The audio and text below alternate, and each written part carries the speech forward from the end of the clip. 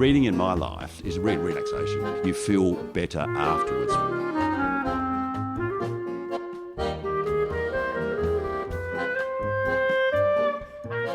Hello and welcome to Sundoku, our first episode for 2026. I'm Kath Keneally. And I'm Annie Hastwell. Hi Annie. And today a factual book about the wonders of the Southern Flinders Ranges in South Australia. Mm-hmm. And a new novel that's getting a lot of attention called Do We Deserve This?, which features the Halloway family, three quite unusual siblings, one of whom, the one who says she doesn't care about money, finding herself in possession of a lottery ticket worth millions, and that sets the cat among the pigeons. It is that reading time of year. What have you been reading in this supposedly relaxing holiday period? Well, I have been reading a lot, but the library has been closed, so it's made me resort to rereading quite a few things, Annie. And one of the series that I've reread has been one of my favourites from writers from about 10 years ago, an Australian writer. Her name is Annie Hawkswell. Who I remember speaking to you about at the time because her name is so like yours. And she's a London lawyer who's done all sorts of things, who now lives in Castlemaine. And she wrote a fabulous series featuring a woman investigator, very much an outlier, who has a heroin habit. And when the book's set in London, they're all set in London, it's the golden era where heroin addicts they're on a register, they're treated by GPs and their habit is maintained. They're not required to find money by nefarious ways. And gradually, as the years go by, that more humane system changes to a punitive one. And so this is always in the background of the things that she gets into. They're an amazingly ambitious series. One is set in Moscow, one she goes to Hong Kong. They're very knowledgeable and they're always about exposing corruption in power. And they were a brilliant series, and I remember talking to her at the time. I think she had a contract for 3. She managed to get 4 out of the publisher. Go looking for them. Annie Hawkswell. Well, I have been reading a book that I think everybody read about 3 years ago, which was very much a book club book called Sorrow and Bliss by Meg Mason. Yeah. Loved it. It came into my hands accidentally, as things do, through the local book box, Yes. which is such a treasure sometimes. And I was totally captivated by this amazingly amusing story set in London and in Oxford, but at the same time really harrowing because it was about mental illness, and it takes you in behind that whole world of mental illness. It takes you inside that world. But as I said, an amusing, gorgeous book. So I loved that. I'll take that. I'll borrow that from you afterwards. And then another one I pinched out of someone's library during summer visiting a beach house is a Thomas Keneally book. Now, Thomas Keneally has many amazing books, as we know, and he has a knack of connecting Australian life to the rest of the world. This one is called Flying Hero Class, and it was written in the early 1990s, but it has a plot that resonates today. It's about a plane that's on its way to Frankfurt from New York. It's hijacked by Palestinian terrorists. The main man in the story is an Australian named McLeod, who manages an Indigenous dance group that's been taking the US by storm. The action all takes place in midair, and kind of in McLeod's head as well, but the passengers are waiting terrified and the Palestinians are toying with them, deciding who is the enemy. Thomas Keneally, being an ex-priest, plays with ideas of who's good and who's bad in this complicated world, which is surprisingly unchanged from that time. He draws his Indigenous characters beautifully and the complexities that arise when the terrorists decide to pick heroes and villains. And he manages to connect it back to Australia and to the takeover of Indigenous land by mining companies. The politics in it are fantastically interesting and very, very relevant and to topical. The world that we find ourselves in today, yes. Mm-hmm. And one more that I should mention, now the library is open again, I picked up a gigantic book by Philippa Gregory, who's written lots of fantastic biographies of queens and, historical figures. This book is called 900 Years of Normal Women. And honestly, it's huge. And she starts with the records she could find back in 1066, and so we're talking England, which is the moment of the Norman invasion, when apparently some much more egalitarian customs in the Anglo-Saxon era were suddenly and forever replaced with a strongly patriarchal system brought in with the Normans, and women's rights suffered a huge blow and are still recovering. And interesting. It's fascinating. It's about normal women. I mean, the women who managed to get into the history books tended to be the high-born women who had some clout by default because they were acting for their husbands or they were queens or whatever. This is normal women. She's found an awful lot out about them, and I can't put it down. It's absolutely gripping. Historical? Yeah. Factual? Factual. Yep. Okay, great. 900 years of normal women. 900 years and counting. And now, not a novel, something a bit different for Sundoku, a book of facts and photographs. Annette Marner is an award-winning poet, author, photographer and former ABC broadcaster, and her beautiful book is about the Southern Flinders Ranges. If you don't know where that is, you should. They're the very ancient ranges in South Australia's north, and they're a timeless landscape of gorges, dry riverbeds where massive gums somehow hang on, awe-inspiring escarpments, and light that's so special that you'll often find a film crew from anywhere in the world hanging about there filming. It's quite a magical place and often better known to visitors from overseas than to Australians. It has its own mysterious sense of place, and when you're there you feel as though the rest of the world has just disappeared. This book, just called The Southern Flinders, is a celebration of wildlife and landscapes, full of extraordinary photographs, which you'll hear Annette talk about, and explanations of everything from the very unusual wildlife and birds to the complex geological past of the ranges. Annette has crawled through gorges and explored the nooks and crannies of the Flinders for 8 years to produce this book, and I asked her why. I grew up there, and even though the project has taken me 8 years, I've actually, I guess, had the dream of a Southern Flinders book for most of my life. I just didn't realise that I'd be the one that would do it.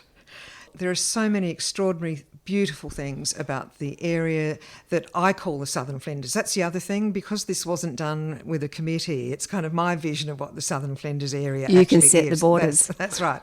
So really from Port Broughton out to Kalunga and Red Hill, picking up Peterborough and going up to Orroroo, Quorn, Warren Gorge, and that Port Augusta and Port Pirie, of course. So that's really how I feel about my patch. I always feel like I'm home when I'm in that landscape. Now, it's an immensely complex part of Australia, and the geological past of it is so complicated. It goes back almost 800 million years. You've managed to compress that into the chapters of the book and explain the unexplainable. It took a How long difficult time. was that? Yes.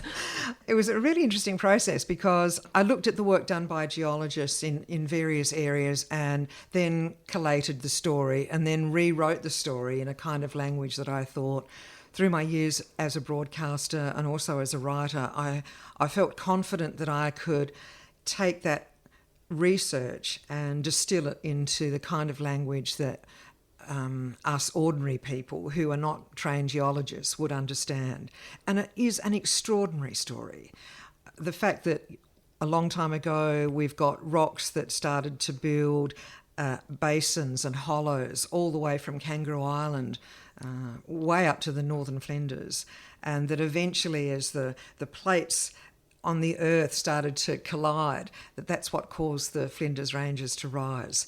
And then over millions and millions of years, they were completely eroded away and it was almost flat again.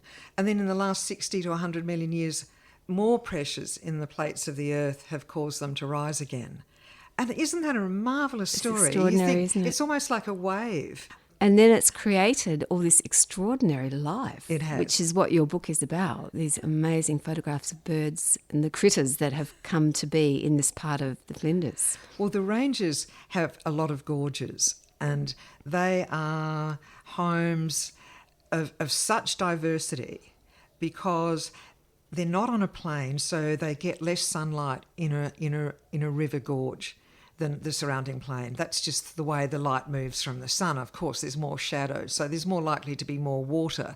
There are all sorts of different rock layers, and this means that a whole range of different animal life can survive there and they make their homes there. That's why in gorges life is so rich, because different soils, different temperatures, shelter from the surrounding plains, from the harsh sunlight and the north winds and so forth.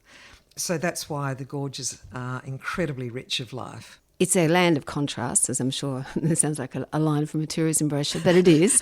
You know, heat, fire and flood. Is that partly the reason why you end up with this diversity of animals? And I guess, are they the only ones that can survive in such situations? Well, it's really interesting because when you look at deep time, it is so hard to come to terms with our human minds. The time scale of the Earth. I mean, we know that it's about 7.5 billion years old.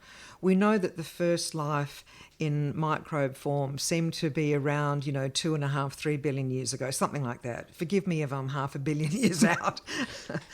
And animal life itself, when you think that the cockatoos have probably been around the Southern Flinders and Northern Flinders area and most of South Australia for about 10 million years. That is just a mind-blowing thought, isn't it? So we tend to think, we humans, that what is around us, what matters is what we're doing. But life has been creating generations after generations. It's been surviving, it's been adapting. Species have emerged and then disappeared. And what is around us is the result of millions of years of life. And I find that just such a beautiful thought, and that we are here to see it. The images in this book are so beautiful and so fleeting in the moments they capture. I'm imagining you have some pretty fancy gear. I do. I started off with just a point and shoot in 2012, which was a wonderful gift from my partner. Then as time went on and I realised I was doing work for the ABC's platforms as well, that I started to get more sophisticated equipment. So in the end, I went with Olympus Micro Four Thirds. It's a bit lighter, and that matters when I'm holding up a lens for a half an hour looking at a bird or an animal. I need to be able to hold it. I do push-ups every day, Asian squats and balancing exercises. I'm highly motivated because at 65 I think I have to be able to keep doing this. And you would have to sit and wait in quite rocky, vertiginous places, I imagine, for the right moment to come along. That's true. And I suggest this for anyone out filming in the bush on their own or wherever you may be on your own. If you get an EPIRB, I have an EPIRB always with me, attached. I was travelling around with my old caravan, so it would be right next to my bed in the van, and then it would be hooked onto my jeans first thing in the morning, as well as my mobile phone. But I was often going into areas where there was no reception at all. So knowing I had an EPIRB and that help was one button press away gave me a lot more confidence. I mean, I'm very careful when I'm out there, and I've been walking around the bush since I was 4 or 5 years old. So I developed over the years lots of basic skills of fieldcraft, how to be around wildlife, how to limit the chances of treading on a snake, for example. So I say in the book, if I'm walking through grassland and it's anything like a snake season, I don't look at the view while I'm walking. I look where I'm placing my feet. And if I want to look at the view, then I stop walking and then I look at the view. But you were saying about equipment, I've been incredibly lucky because a few years ago, who took over from Olympus, put out what photographers call the big white lens. It is a 150 to 400 millimetre. Because it's Micro Four Thirds, you can double that with a full frame. And it has a built-in teleconverter. And it is a big lens, but it's magnificent. And do you snap, where your camera will take 40 quick pictures, or do you just wait for that moment and get that moment? For birds in flight, you have to do... Yes. Yeah, just have to, because there's a photograph of a magpie in flight with the Southern Flinders Ranges in the background. I was actually filming something else. I think I was filming a black kite that was perched on a tree at the time. But I noticed that this magpie was about to take off and would have the rangers in the background. So I quickly adjusted the settings. Within about, a second and a half, I've readjusted the settings and the focal point. And I follow the magpie through the sky like that. I mean, so fast. That magpie is going like a rocket. And what modern digital cameras can do is take photographs at, say, 1/8,000th of 1 second. And that is the magic of it, because we can't see that with our human eyes, but cameras and the technology will show us things. And that's what makes, contemporary photography so exciting. Well, let's have a look at a couple of the pictures that really caught my eye because they were so amazingly in the moment. I love this one here. It's the dusky wood swallows, and one of them is feeding the other one an insect, and it's as clear as a bell. One's got its mouth open and the other one is quietly, kindly putting their little ant or whatever it is into its mouth. Can you remember that moment of taking that picture? I can. I remember seeing the young wood swallow sitting on a post, and I thought Mum or Dad won't be far away. So I was in my car and I stopped, put my lens, focused the lens on the baby bird, and thought in a minute Mum or Dad will arrive with something, and that's exactly what happened. So it's knowledge, it's understanding the landscape and the habits. I never go out with the idea that I'm hunting a particular species, I'm going to get that shot regardless. I go out with almost a childlike sense of, I'm just at play and let's see who comes along today. It might be a skink, it could be a damselfly, it might be a wedge-tailed eagle, but whoever comes along, I'll be ready. And won't that be exciting? The other thing about not going into a kind of I'm going to get that bird regardless kind of mode, I've had so many close encounters with wildlife. Yes, I have a super telephoto lens, there's no doubt about that. So many animals have just been a few metres away from me. Yes, one of those that captured my imagination was you nose to nose with an echidna. That's right. Literally nose to nose, it seemed. The echidna came so close to me, they would have crawled onto my lap had I not moved. One of the really important parts of my work is to make certain that I cause as little disturbance as possible to any wildlife. And also plant life, I have to stress that as well. If I'm photographing a bird and I get so close that the bird flies away, that's not a failed photograph. I have failed the bird. So I remember next time that I mustn't get any closer than that. But normally what happens is that I sit down somewhere or I'm walking very slowly through the bush and just see who is there. And that's the exciting thing for me. There are many influences on social media platforms and YouTube and elsewhere that talk about a range of techniques to get the perfect photograph of wildlife.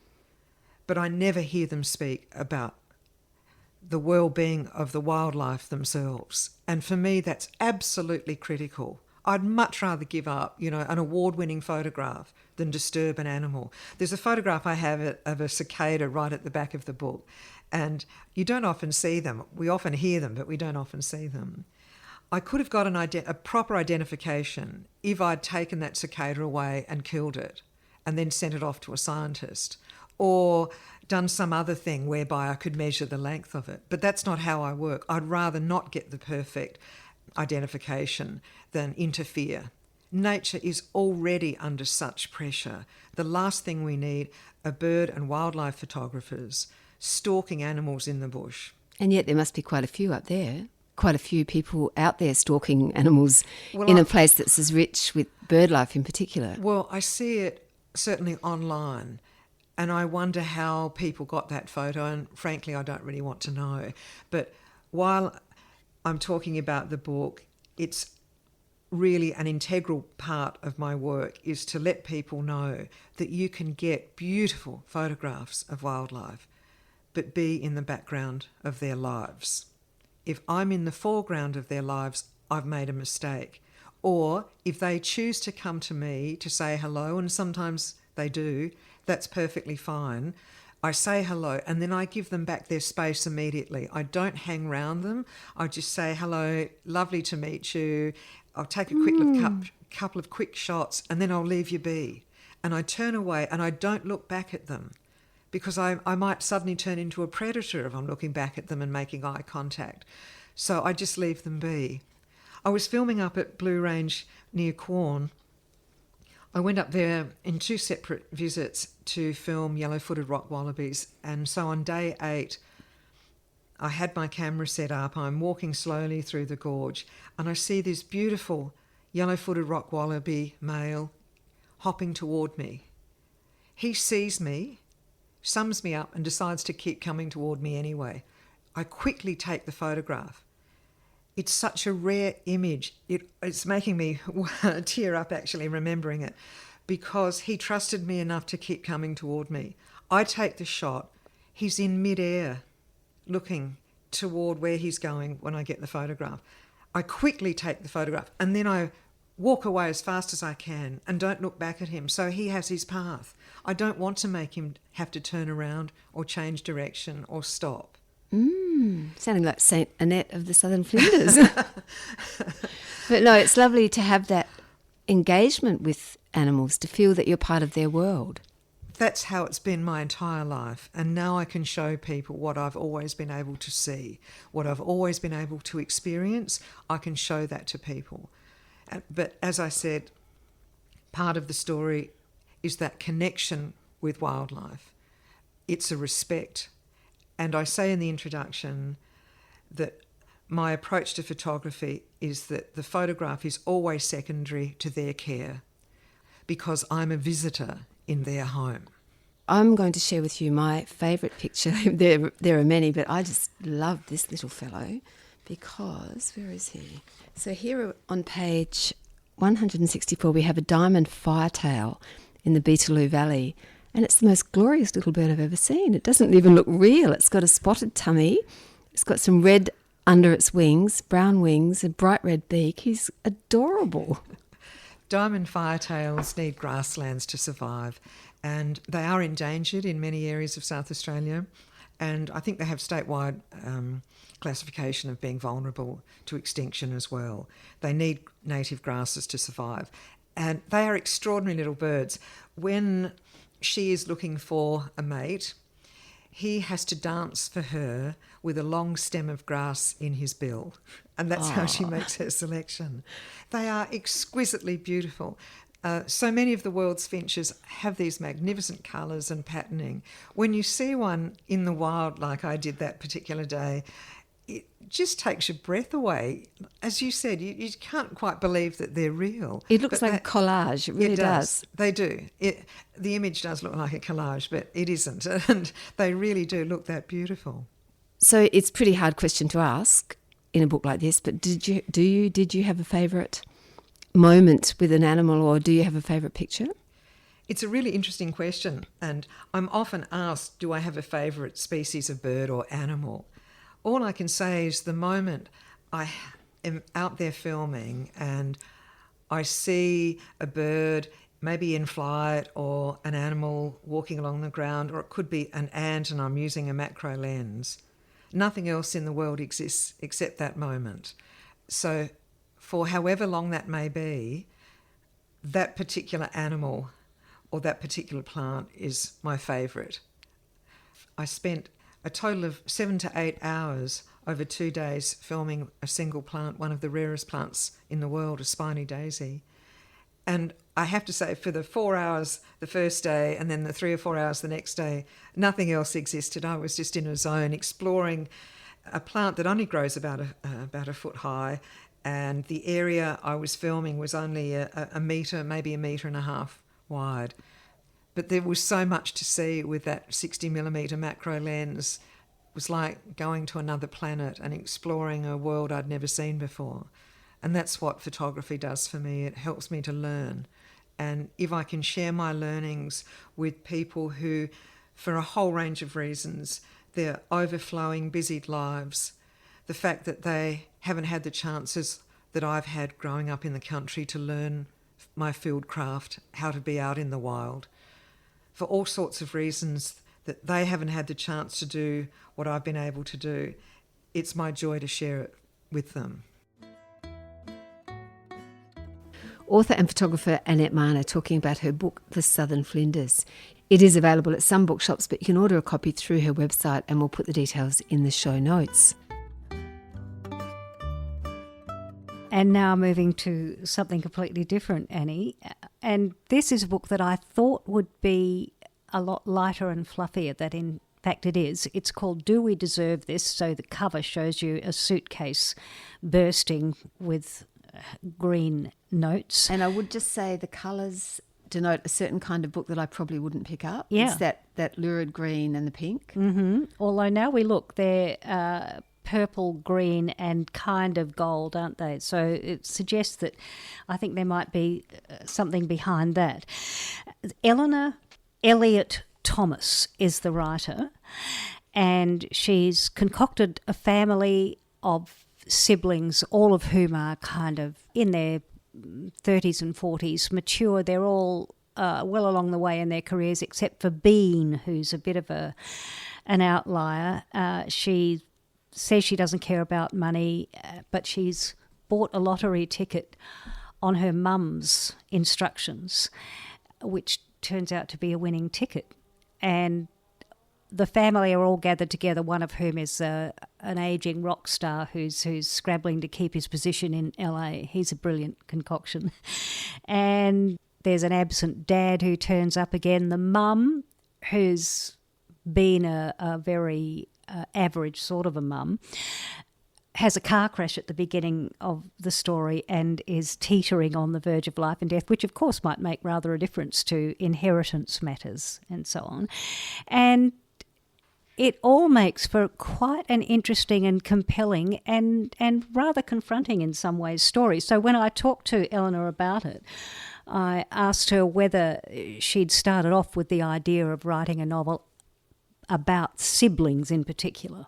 It's a very unique kind of relationship, I think, the sibling relationship, and there's so much, potential for drama and friction and, just kind of change and conflict, but love as well and connections.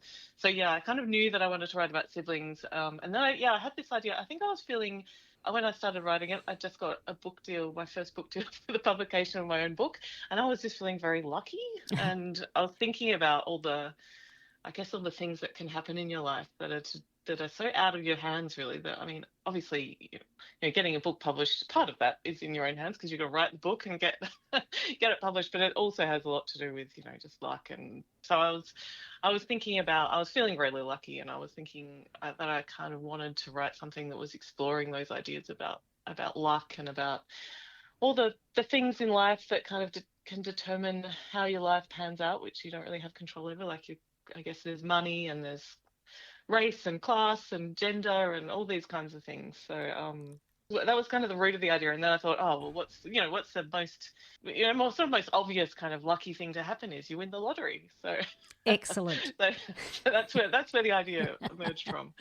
Excellent. And it comes about in a very fortuitous way. Maybe we should start by describing the three adult children in the Halloway family. There are three siblings. So Bean is the youngest, Bean Halloway. I describe her as the lone nobody in a family of ambitious somebodies. She's kind of she's still figuring out who she is in the world, really. She's in her 20s and she's quit a job at an advertising agency for sort of ethical reasons. She's done it impulsively, and she's working in a dog shelter at the beginning of the novel and sort of trundling along. She's a bit of the baby of the family, and she's never really had to take any responsibility, or I don't think no one really sees her as an adult, and I don't think she properly sees herself as an adult in some ways. And then she's got two siblings, two older siblings. There's Genevieve, is her sister, who's a lawyer, and I think about her as like the classic elder daughter who takes the responsibility for the family and she's a little bit uptight, and a bit sort of long suffering, in that she always has to be the adult and the grown up, and she sort of likes it and also is sometimes a bit sick of it. And then there's the other sibling, their brother Jeremy, who's he's a bit out of left field. He's a pop star who is currently living in America, and he's sort of left his wife and daughter to run off to the States after another pop star who he has a relationship with. At the beginning of the novel, that sort of it's not turning out so well for him. So he comes home fairly soon, and he's a bit of a drama queen. So wherever he goes, he brings drama with him. He is fantastic. Jeremy is just wonderful.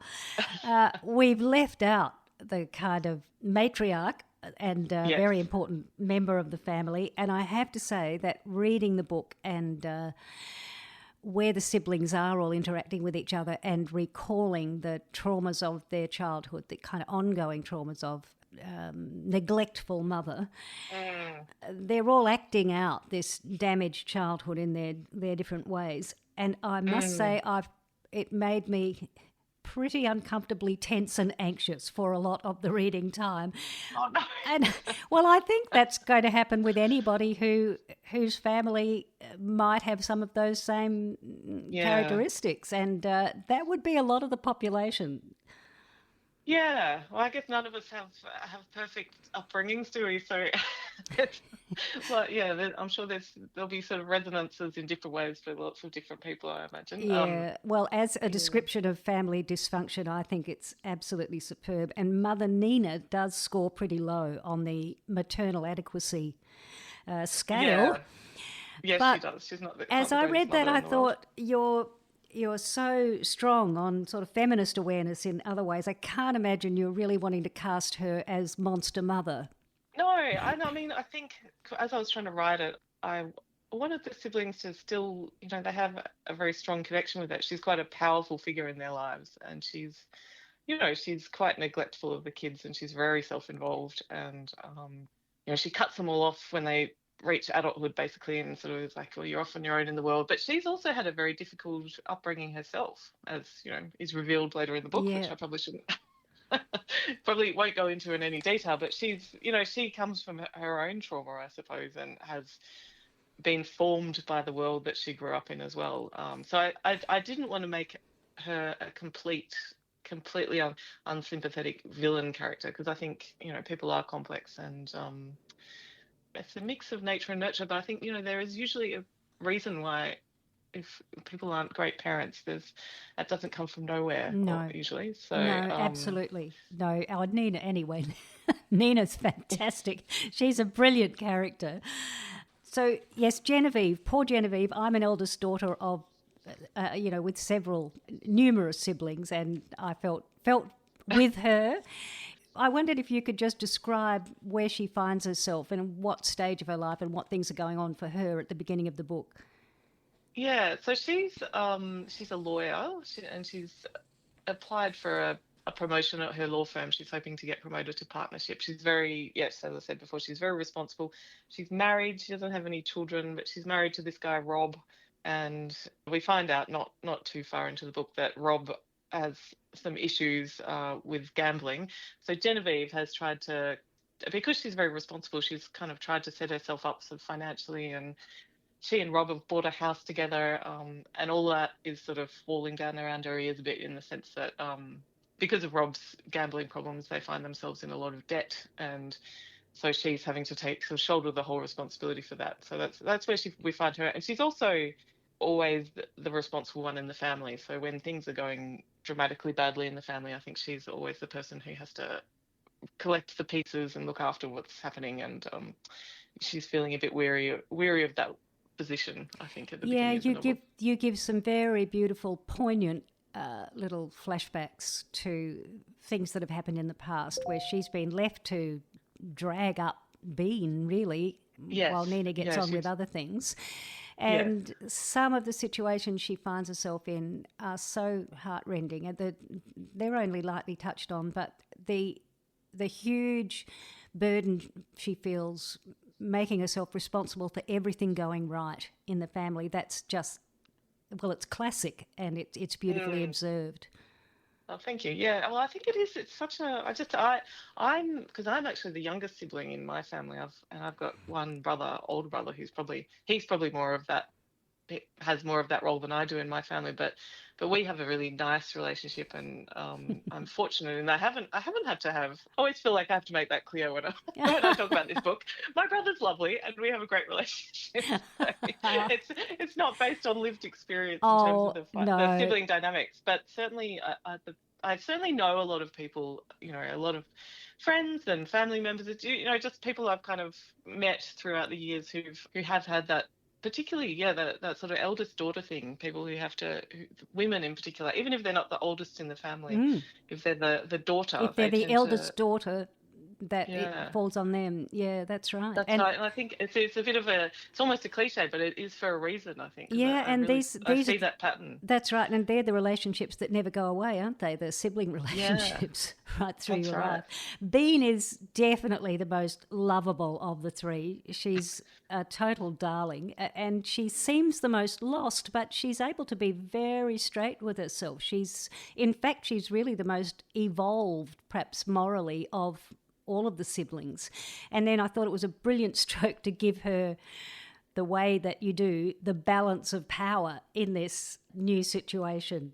So the situation, I should probably describe the situation that they find themselves in, which is that Bean her mother asks her to buy a lottery ticket on her behalf, and Bean goes and buys it, but then before she hands it over to her mother's in a car accident and ends up in a coma in the hospital. So it's a little bit melodramatic, but so then Bean and her siblings find themselves with this ticket, which of course turns out to be worth a bit of money, and then she has to decide what to do with the ticket. And it is, I think, she as a person through most of her life has not been a very powerful person. She hasn't had to make decisions or to make choices, so it's almost like, I think at the start she doesn't really know the extent of her own capacity really to make choices and be an adult in the world, and she kind of, I guess, comes into her power throughout the novel. Yeah, it's impossible to read the book without putting yourself in that situation. You just think, what Yeah. would I do? And you'd like to think you'd do something noble, but Yeah, maybe you who wouldn't. knows? Maybe you wouldn't. That's right. So, Jeremy, let's talk about Jeremy. He's probably the nearest to a caricature among the characters. You obviously had a lot of fun with him. We think we've got his number when he blows back into Melbourne from LA or wherever in his midnight blue velvet jacket and his shades with the very young coltish girlfriend in tow. But he deepens, doesn't he? Yeah. I did want to write him. In many ways, he's a terrible person, I think. Again, I didn't want to write him as a purely, just as a caricature. Like in some ways, he's very narcissistic and self-involved and out for himself in many ways. But he's also a human being, and he wants connections. And so I did want to write about him in a way that made him feel like a real person that you had, rather than someone you could just kind of cast as a cut out of a person or an imaginary person. I wanted to give him a bit of depth. So I'm glad that you found him, that he deepened a bit over the course of the novel. Yeah, largely through his interactions with his deserted daughter, Zelda. Yes. Yeah, so he's run off on his wife and his baby daughter, who's a year old, and run off to America chasing this other woman. And then he's sort of spent a couple of years there, and he's coming back and he's trying to form a connection with his daughter again, which, I think it's an interesting problem in the sense that I do think for a person like that to adjust to parenthood in the first place, he does it very badly, obviously, which is why he runs off to America, and then really struggles with it, especially with the baby and being, he feels a bit sort of on the outer in the circumstance where his wife has this baby and she does a lot of the caring and is very involved with the baby, and he feels very excluded by that relationship and ends up running off. And then when he comes back, he actually forms his own separate relationship with his daughter and finds that there's more joy and sort of satisfaction in parenthood, I guess, than he could imagine previously. So I guess I just wanted to, I suppose I wanted to make it, because a real character, a real person who might, even though he's done a bad thing and isn't certainly not a great parent to his child, is also a parent who's trying in his sort of limited way to form a connection with her. And you do keep on making it clear to us why they may be as lacking as they are, these siblings, in their various ways, by casting us back into their family. And you also drop their long absent father back into the mix, which really sets the cat among the pigeons. Yes. What happens when Leo comes back? How do they all react? He might be more of a caricature and a caricatured villain in a way. He probably doesn't get much of a backstory. We're allowed to hate him, aren't we? Yeah, I think so. He's a very self-involved. Both Halloway parents, Leo and Nina, are both very self-involved people, essentially. They separated when the kids were very young, but he's sort of been in and out of their lives a bit since they were very small. But he's been out of their lives for a decade or two when the novel is happening. And he comes back into their lives, and they have sort of different responses in terms of whether or not they want to let him back in, essentially. Jeremy, the older brother, who actually had the most conflict with him probably as a younger person, is actually open to forming that relationship, and possibly, I think, because Jeremy himself has found that he's not an ideal parent himself, he's maybe having a bit more sympathy to their fairly absent father. So he's kind of interested in exploring that relationship. Genevieve, though, who's had to take on a lot of the parenting role that her own parents failed to take on, is much less sympathetic, and she basically wants nothing to do with him, and thinks they're all better off without him. And Bean, who's the youngest and didn't really know him as a child because he left when she was so young, she's interested in exploring the relationship and has a yearning to fill that gap in her life in terms of who she is and where she's come from. She wants to know more about him, but whether or not that pans out well for her. Yeah. He's not the most reliable person. So he's a dangerous person to rely on in that sense. It's a nice extra dimension. I think it was good to do that. And overall, you're quite upfront about the moral challenge facing these prosperous, mostly middle-class white young adults, and you put us on the line as readers, a good hard look at capitalism and privilege and gender and what also we might owe to history. So I think part of what you're doing is deliberately making us squirm. Yeah, that's certainly a little bit of that. And I think part of it is about making myself squirm as well, as a white person who from a pretty middle class background who has had, a pretty easy life compared to most people in the world. I guess I'm just interested in the difficulty of living in a world which has all these kind of fundamental injustices in the way that it operates. So I just kind of, you can't live outside that world and you can't ignore them. And I guess there's an interesting question for all of us in terms of what we have in the world and what we deserve in the world and what we do with what we have. So that was certainly something that was on my mind while I was writing. So I'm glad to hear it made you feel a bit squirmy as well. Yeah, totally. I don't think you let us off the hook, and that's very impressively done. But you balance that beautifully, easing the pain. There's romance, there's really note-perfect, sassy dialogue all the way through, and sudden shots of pathos and terrific set pieces like Jeremy and his daughter, and that some of those could just fit into a brilliant sitcom. So I wondered finally if you could just talk a little bit about that balancing act, the serious intent and then the kind of, letting us enjoy and you enjoying telling a great story.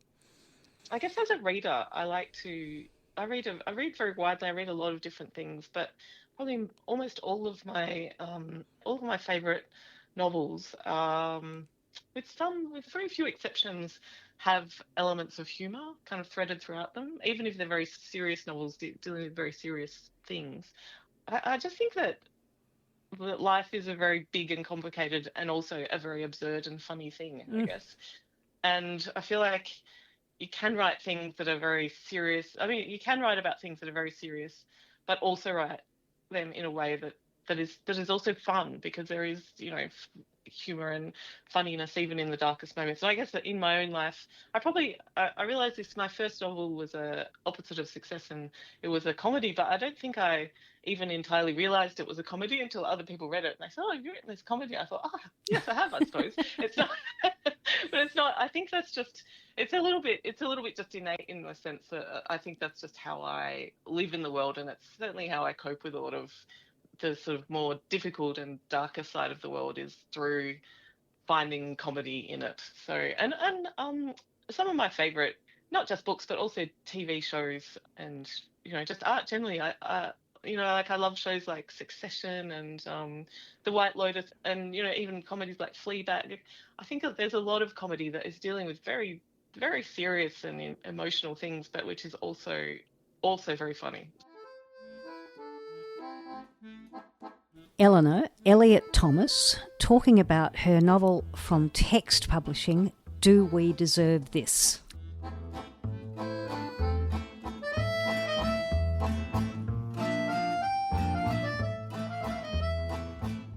You're listening to Tsundoku, the podcast that you need particularly this year when there's no Adelaide Writers' Week.